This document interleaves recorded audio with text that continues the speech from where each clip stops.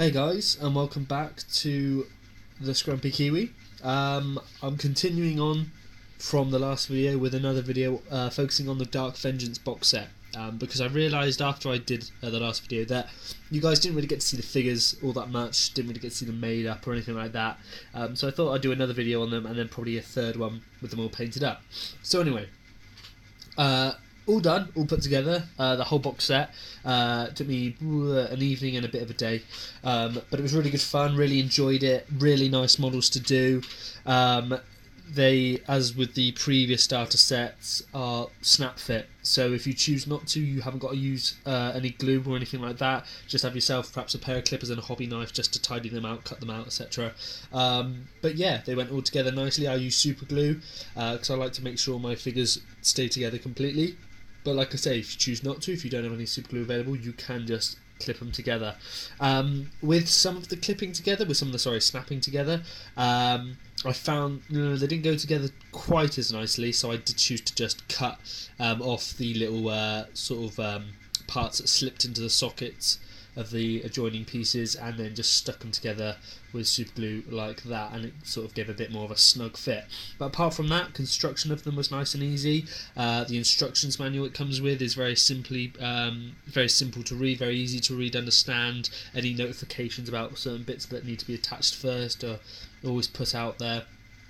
But if you do make a mistake, if you build things perhaps in the wrong order, and you find that certain parts then won't attach because of that, it's not that easy to take a hobby knife and just make some adjustments here and there. So yeah, like I say, if you are a starter, if you're new to 40k, then this box set is definitely the way to go into the hobby and feel, like you've accomplished building yourself some nice models without actually the risk of ruining them. So good stuff. The model comes with a whole range of absolutely fantastically detailed figures. I mean, for plastic, these are some of the most brilliantly designed and created pieces I've ever seen. This sort of detail that you're seeing in front of you really is probably akin to what Forge World were doing, a couple years ago.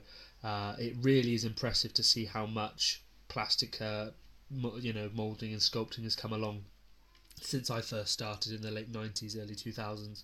Really, the level of detail on these is absolutely fantastic, and when they're all painted up, they're going to look absolutely brilliant. With sort of exclusive priority given to this chap here, which the camera doesn't seem too keen to focus on. Maybe now, maybe not. If I hold him there in front of you for a bit, you should see him. But this is what's his name? Vorosh Tatasol. Now he is essentially the aspiring Chaos Champion that you can get off GW for normal. There we go. But he is the only model that comes with this box set which you actually have to completely build as you would with a normal model. No snap fit together. Sorry. This actually does require actual gluing together, which is quite nice because it means that out of all the models, there is at least one you get the have the feeling that you're actually properly building it. It comes with this lovely little detailed base at the bottom there, but just look at him. I mean, he's fantastic. The level of detail in this is brilliant, and like I say, when they're all painted up, they're going to look so great. The shoulder pad is just fantastic. That's a three pieces, sorry, just to create that. It's this demon sort of roaring with its tongue coming out and everything like that. Likewise on the back, he's got his bolter. His combi bolter, sorry, with the melter there, and the axe is great as well. Even got the eye on there and sort of demonic face. So yeah, Vorosh Tatasol is certainly one of the centerpieces to this army, and one of the exclusive figures that comes with the box set. Well, exclusive in the sense that he's actually given a character name, whereas the actual aspiring Chaos Champion version that you can get off the site there's a couple details missing off that one, and he doesn't perhaps maybe look as nice as this one. So anyway, enough about that one. So that was Vorosh Tatasol, but he's not the only one you get. You get a whole range of exclusive, or what feel like at least exclusive figures for the box set. And these are all the ones here in front of you that I'm going to show you now. The other models you get are lovely, but they're all roughly the same. A couple duplicates in there, which is to be expected. The Tactical Marines, a couple of the builds are the same, but you do also get a one with a plasma rifle and one with a heavy plasma plasma gun, which is lovely. So for the Dark Angels, it seems that you get a lot of very good anti-vehicle weapons. Even some of the bikes come with plasma rifles. Well, one of the bikes comes with a plasma rifle, again, which is lovely. Likewise with the Chaos, with the Crimson Slaughter Marines and their Cultists, the sort of the focus on them is more sort of close combat, a lot of knives, a lot of close combat weapons.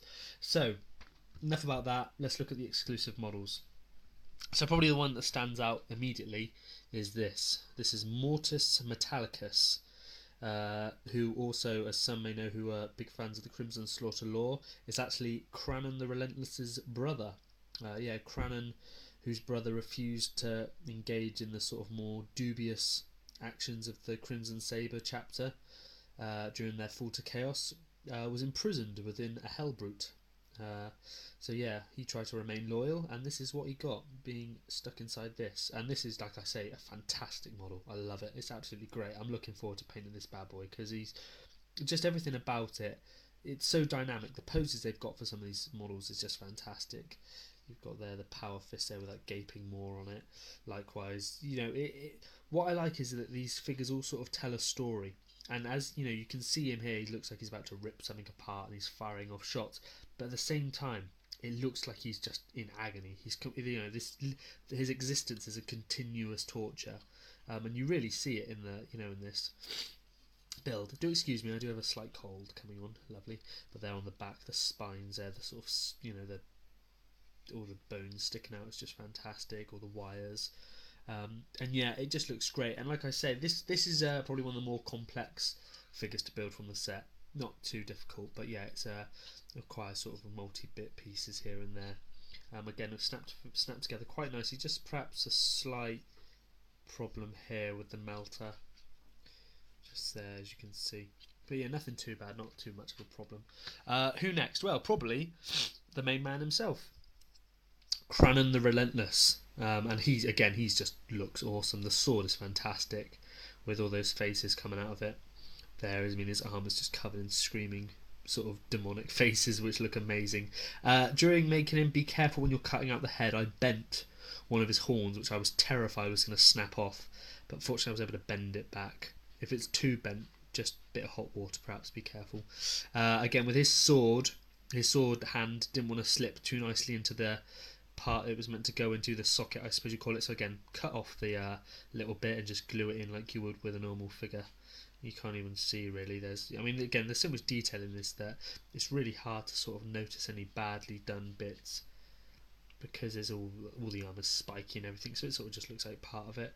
There you go, that nice backpack there, this sort of like spine tail. And yeah, it looks great. And I love also he's got that sort of like, I don't know whether this is meant to be some sort of Space Wolf cloak he's stolen or something, but it's just, there's so much detail to these figures. He's got that awesome plasma pistol there, loads of sort of chaos medallions and everything hanging off everything. So that's him. Focusing on the Dark Angels, my favourite for them probably is Librarian Termiel, I think that's how it's said. And again, he just looks awesome. The pose is fantastic. Nothing says you're this awesome Space Marine psyker like an outstretched hand ready to force choke a person. I was about to say something rather naughty then. Again, the books, all of the way he's posed, like he's walking, the wind's catching his cloak, the sword, the details on that.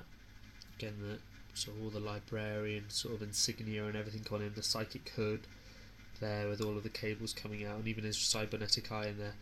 Again, like I said, I just can't wait to paint all of these. They're going to look fantastic. Camera's decided to focus out now, which is useful. Let's focus on two of my favourites, which are the Chaos Cultists. Now, the Chaos Cultists you get are part of the Red Haze cult, and you get the Anarchus sect and the Techvar sect.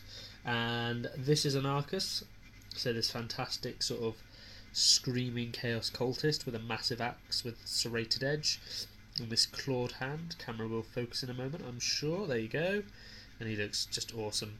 It looks a bit like Davros, a little bit. He's got this blade, this really sort of nasty looking crude blade. The feet there all bandaged and wrapped up. Guys are hardcore when they're like sort of running through a battlefield with barely anything on their feet. So yeah, that's Anarchus. the leader of the anarchist sect of the Red Haze, and this is Techvar, who probably is my favourite actually, just because, well, he looks terrifying.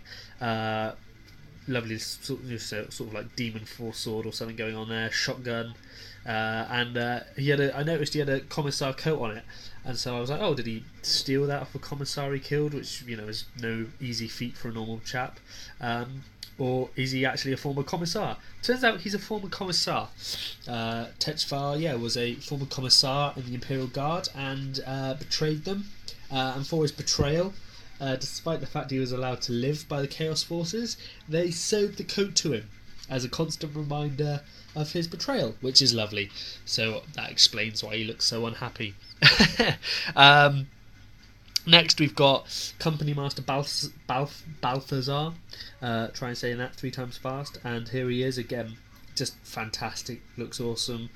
The feathers there coming off the the helmet even, sorry, it's not a hat. Like, all the details in there. Like I say, for a plastic, for a starter set, they could have just not really bothered. They could have given you some bog standard figures. That would have been that. But, you know, they've not. They've really gone, you know what, let's give you something special. Let's give you something that's really nice to play with and make and paint. And yeah, needs a bit of tidying up. I thought I got all that, but yeah. So yeah, that's Balthazar.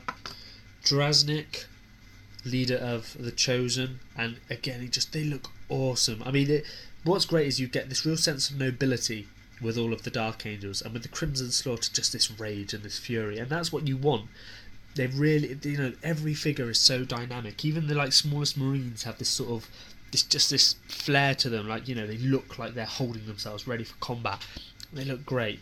This is, oh god, what is his name? I'm gonna have to check the book now because I can't actually remember. His name is Terminator Sergeant Barakiel, and I'm just attacking him, so I probably shouldn't do that. Yeah, so again, Terminators look fantastic. Loads of detail in there. If the camera focused, that would be lovely, and it's not because it hates my face. The machine spirit is not with me. But yeah, like I say, you know, it's how do you come, you know, give across this idea that these guys have been fighting for centuries, you know, well, give them all this insignia, give them all this sort of iconography all over their armour and stuff like that, which tells a story.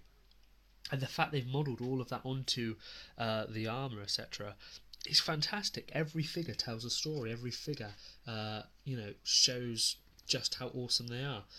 And again, this is the Sergeant of the Bikers. Again, I'm going to check the name because I'm not very good at remembering them. This is Sgt Aryan, leader of the Raven Wing. Well, leader of this part of the Raven Wing anyway. But just look at him. The bike, just the way he's sliding into combat, chainsword ready. You know, if I was going to do a diorama, this would be the model I would take, and I would just have him just slicing heads off here and there. It's fantastic. You know, everything about him, the way his weight looks like he's leaning into it, the way his head's slightly cocked to one side. You know, even the feeling of speed with the cloak blowing back, it just is fantastic. I mean, if I had more time, I would have, well, I say more time, if I've had the nerve to do it, I would have had him sort of ramping up, like doing a sort of like a small wheelie with mud spurting up at the back, you know, just to really hammer it home. But I wanted to get these made, didn't want to ruin them just in case. You know, I lost my nerve halfway through doing it and sort of fudged the job, so I just made them your bog standard way just to show you guys. But yeah, look at them, they look great, they look fantastic. And like I say, for a starter set, it's so nice to see Games Workshop feeling like they, you know, that they want to go that extra limb, that extra inch. Maybe that's a Freudian slip due to the Chaos influence. But yeah, Games Workshop are putting effort into these sets because they feel like you guys really deserve that. And people, like I say, people rag on Games Workshop. I'm not going to get into the politics of it here, but you can't argue for £65 you are getting a fantastic starter set with some lovely miniatures. Who is this? This is a man with a sword and a gun. That's Sergeant Raphael. So yeah, he needs to be awesome because he's named after a Ninja Turtle. I'm joking, not really. He's named after some Renaissance artist, I'm sure.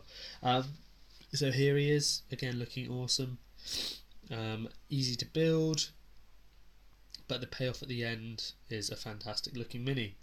And that's really it for all the characters, the actual named characters. 2 other figures you get, which are sort of, I guess, quasi-exclusive, semi-exclusive, whatever you want to say, are the 2 heavy weapons dudes for the cultist. Essentially the same figure. One comes with a flamer, one comes with a heavy stubber. But again, yeah, they just look really nicely. Cables and, like, you know, tubes and stuff like that, when it comes to figures, can be a pain. They sometimes can be horrible. They never fit together perfectly. You've got to perhaps, you know, slightly heat them up to move them, you know, to get that proper lovely fit. But for a snap fit kit, again, made £65 for you guys, nice and cheap, this just snapped together perfectly. Came together, a bit of glue just to make sure it doesn't come apart, and that was that. And it was really just a lovely fit, and I was so happy, because there's nothing worse than the little details being off by, you know, a couple millimeters. So yeah, that's the flamer dude, pump there, even a little gauge there with an arrow on it. I mean, like I say, this is stuff that just couldn't have been done, you know, when I first started. Just no one had the skill or the patience. And there's the heavy stubber, not perhaps as much detail as the flamer, but quite a nice job anyway, there with the sort of belt there with all the detail and some tools on the back. And yeah, so that's it, guys. That is the Dark Vengeance box set. Figures all made up for you guys to see. Oh, another thing I should have pointed out is all the Terminators have some cool little thing on the bottom. He's got a Chaos helmet there, like he's just sliced it off. The Assault Cannon guy, who I haven't got here because I was just doing the characters, but the Assault Cannon guy has a load of spent shells on the base. So yeah, you know, just lovely little touches like that. Again, tell the story, give it a bit more of a dynamic feel, makes them feel alive. And yeah, guys, that's it. That's the a look at the figures before they're painted. So you guys get to see what they look like all made up, and I hope you've enjoyed seeing that, or at least, you know, sort of got something from that. If you're starting 40k, or if you already are into it and you want to help boost a force, I would say, yeah, Dark Vengeance is a fantastic way to go, especially if you're Chaos or Dark Angels player. If not, then it's still worth getting, I reckon. You know, I really do. I think if you're already into the hobby, it's still worth a buy. Just for £65, the stuff you get, everything you get, you know, extra dice, extra templates, extra figures, another rule book perhaps for a mate. There's always something in there for someone, no matter how far or how new you are to the hobby.